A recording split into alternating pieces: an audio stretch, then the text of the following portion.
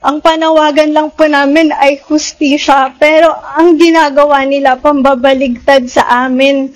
Gagawan kami ng fake news, ima-manipulate yung videos namin, yung images na hawak namin at sasabihin peke yung hawak naming mga litrato. Kung ang paglaya niya, ang ibig sabihin ay may matatakot na biktima, may mamamatay na biktima, o kaya witness, at yun ang importante, hindi papayag ang korte.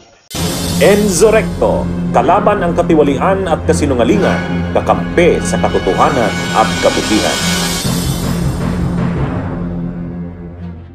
Nanawagan ang mga pamilya ng mga biktima ng war on drugs at si ICC-accredited Assistant to Counsel National Union of People's Lawyers Attorney Cristina Conti sa National Bureau of Investigation NBI na imbestigahan ang coordinated online harassment campaign na tumatarget sa kanila. Kabilang sa mga natatanggap nilang harassment ang mga dinuktor na litrato, gawa-gawang naratibo, misogynist hate speech, at tahasang disinformation. Tumindi umano ito nang mag-issue ng arrest warrant ang International Criminal Court laban kay Rodrigo Duterte.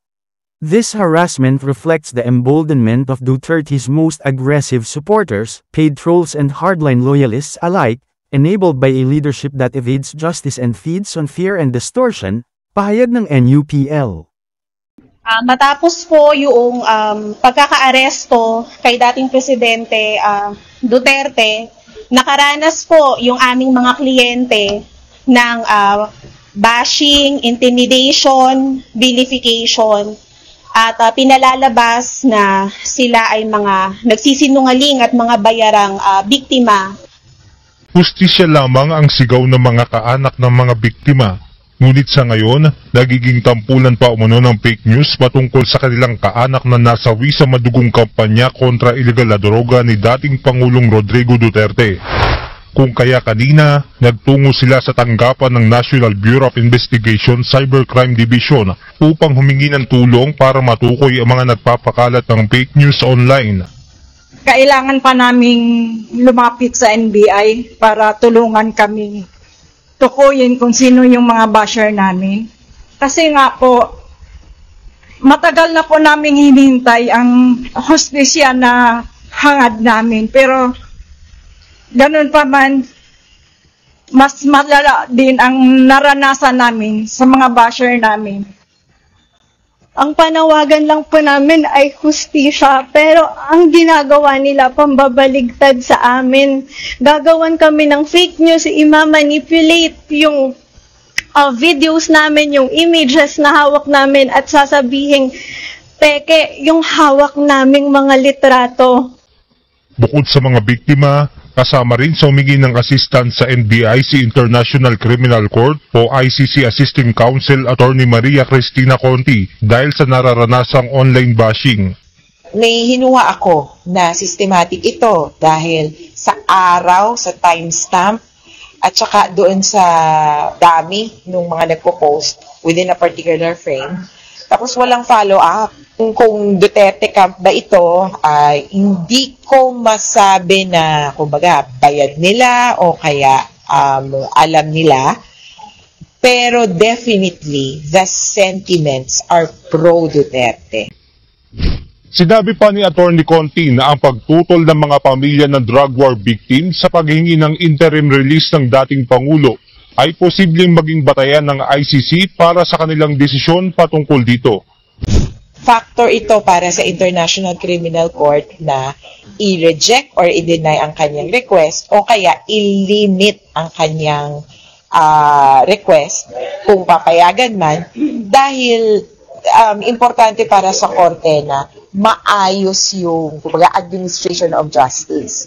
Kung ang paglaya niya, ang ibig sabihin ay may matatakot na biktima, may mamamatay na biktima, o kaya witness, at yun ang importante, hindi papayag ang korte.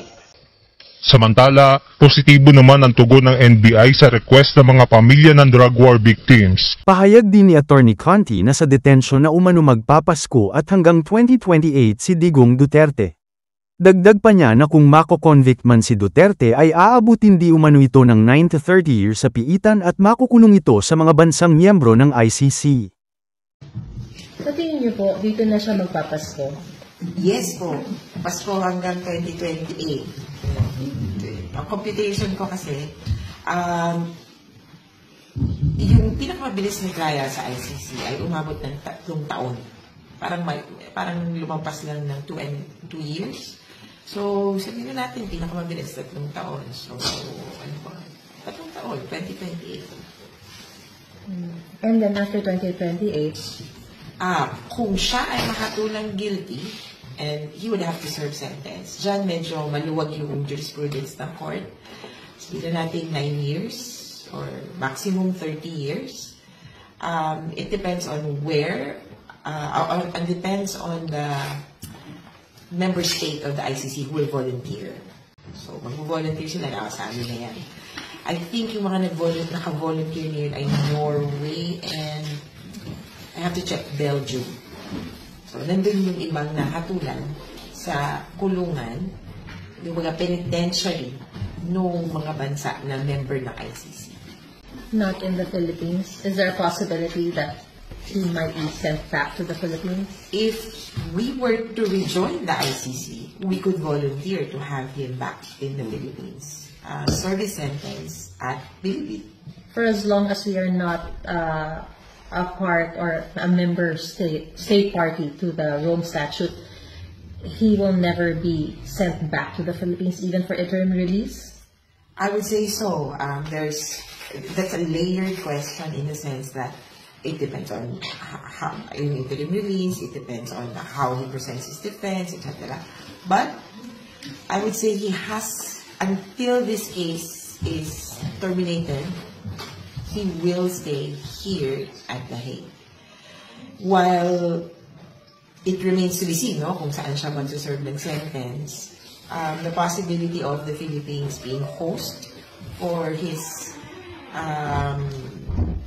service of sentence is dim at the moment. Bunyog, bunyog, halikan na kasama ka.